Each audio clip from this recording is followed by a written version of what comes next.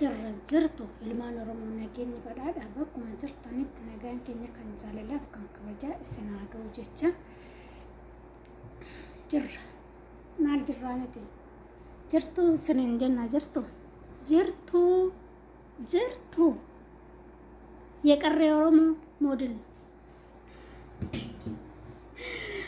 ጠገፈዳ እጆል ማይን ውማ keessan dagattan rabbiin dagattan waaqiyyoon dagatta shamarran kaayiroo jirtu na dhaggeeffadhu. Shimallis Abdiisaadhaa meeshaa walaa jedhamu meeshaa muraasiniin jedhu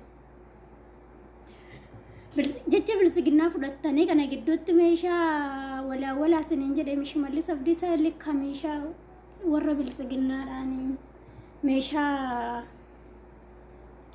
akkanaa galutti walda bilisiginnaa ka jechi isin irraa fudhattanii Shimallis Abdiisaa dhageessanii meeshaa walaa jennaan meeshaa muruu eegaltanii lakki wanta akkasii hin irraa hin eegamu.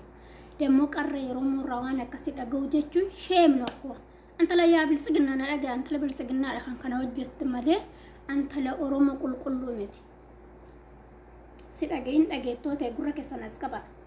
Kun diqaaltittidha kan kana daladde. Dhaggeeffadhu shamarran dhaamsa sinii qabu.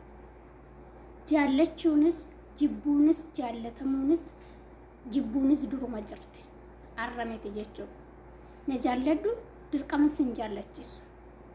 Yoo kas jaallatu dhaboo kan jaallatu dhabde kas jaallatu hin dhabdu. Kan jaallachuus sin argata. Yoo ka tokko dhabde tokkon dhabdu. Kanaafiyyuu maaltu qaama muruu geessame? Atoo lammeeffa qoy. Shamarran dhiira malee jiraachuun hin danda'amu rabbi waliin nu uume. Sinee galaani. Dhiirris dhalaas shamara keenyas dhiira keenyas qarree keenyas qeerroo keenyas kan uume rabbi.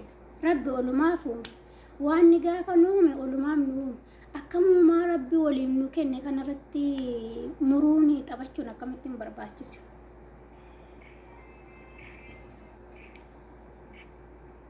Baay'ee ishee miidhagu. Waan namarraan dhagaan waan antalee Oromoo irraa hin hojjetamne kun dalagaa antalee Oromoo miti. Abbaa keessan miliikilti sin gorse arma muraaf harka muraa kan mililik sanatu sin bira ga'e. Antala mililiki antala Oromoo jette daadhachuu hin qabdan antala Oromoodha kan kana dalage jechuu hin qabdan abaddan kun nafxenya yookiin immoo diqaaltittidha kan kana daladde kan waa'ee booree yaadanne jechuudha. Isheen lammiffaa hin heerumtu lammiffaa jaalallee qabachuu hin dandeettu. Eenyu si fuudhamee seechi yoo jaalallee godhate si wajjin jiraata. Oo si arge haan immoo siin albeensi qaba. Ati hilmoo dhiiraa jechuudha.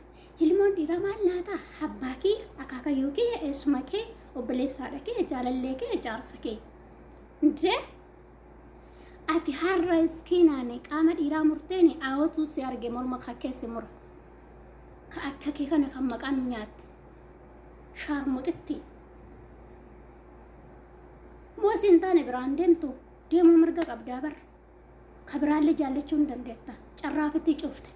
Kana booda kan si jaallatu hin jiru, kan si fuudhu hin jiru, kan jaalallee si godhatu hin jiru.